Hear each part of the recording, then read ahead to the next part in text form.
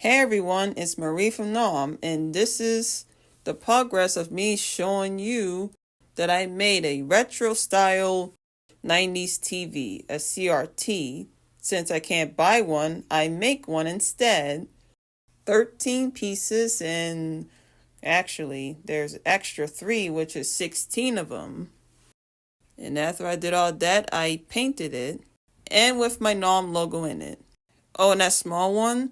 I did that before I made the big one, so that's more like a test. The small one's for your phone, and the other is for your tablet. Use the aspect ratio 4:3 as an illusion that you're actually watching an old TV. Cool, isn't it?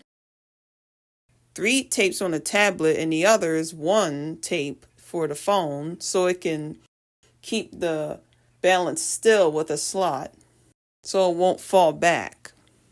Well, what do you think of this old retro illusion so far? This TV I made, or rather TVs. This is Marie from Norman. Thank you for watching.